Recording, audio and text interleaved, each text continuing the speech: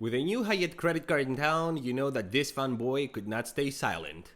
Let's get down to it. Hi guys and welcome to the channel. If this is your first time to the channel, we're talking about credit cards, points, finances, and travel. If this is something that interests you, please like this video, subscribe.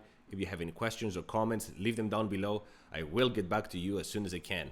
Guys, every like, every subscribe really helps me to continue doing this research so you don't have to.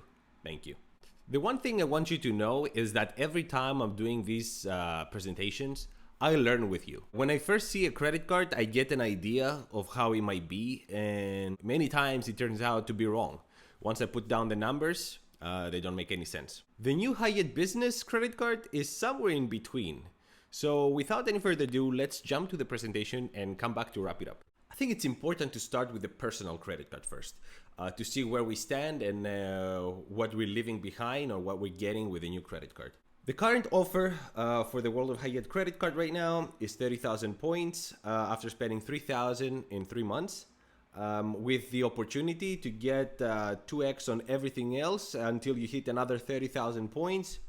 But that is a little too much money for me. There's much better ways to spend your money, so I would highly suggest you don't even think about it. The membership that they offer is the Discoveries, is low, but honestly, I have had a couple of instances where I was upgraded in rooms in Costa Rica because I had this credit card. So that was very good. The multipliers are really nice. 9x Hyatt credit cards.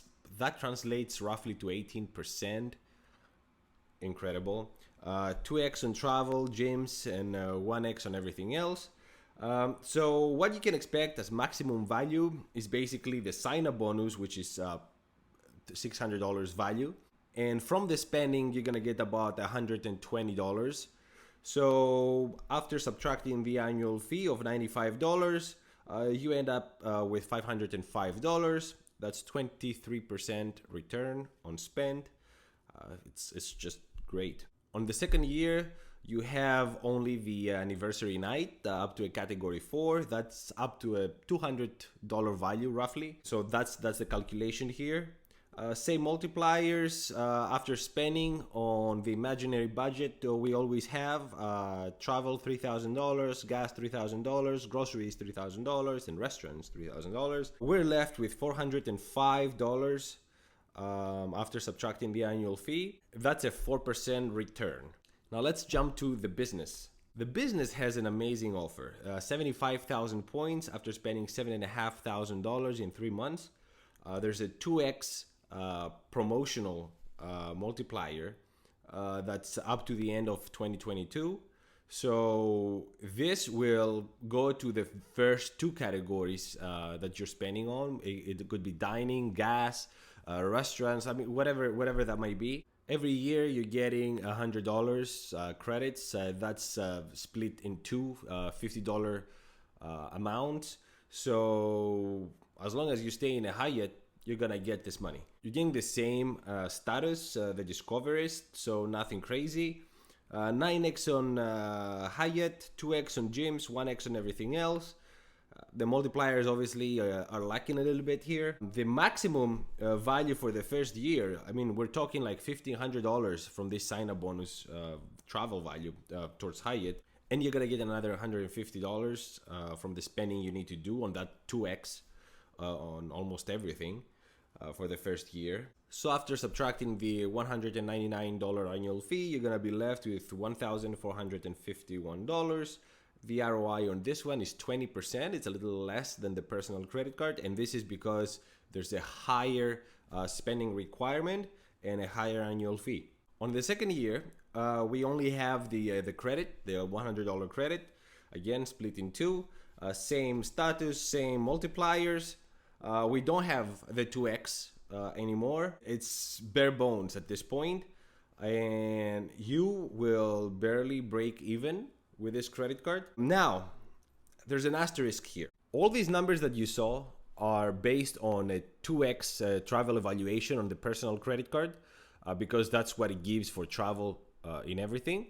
And on the business credit card, it's only evaluated at 1%.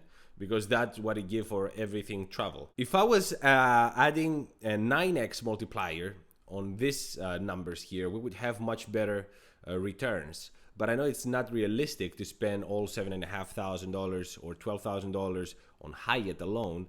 So I'm trying to keep everything very realistic. What the numbers that you saw are the bare minimum of what you can expect from these credit cards. The strategy I would suggest is to absolutely jump to the business Hyatt, get the sign-up bonus. It's not gonna hurt your 524. As long as you're under 524, you should be able to get it, no problem. And it's not counting towards 524. So you're gonna get all those points. You're gonna get a 20% return, and then you can just cancel it. And then you can get the personal credit card and keep it, because that makes sense every time. That 4% after the second year and every year after that is the bare minimum you can expect. I would say that realistically it's probably like 6-7%, but I wanted to show you what the bare minimum you can get with these credit cards.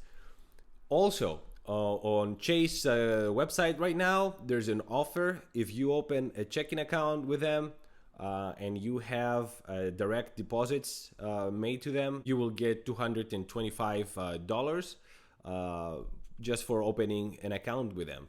So I think you should also jump to that. But let me know what you guys think. How do you like Hyatt? How do you like this new credit card? Are you gonna get it? I wish I was under 524, but I am far from it. So there's no hope for me. Otherwise, I would absolutely jump to it. Thank you so much for watching. Until the next one, ciao.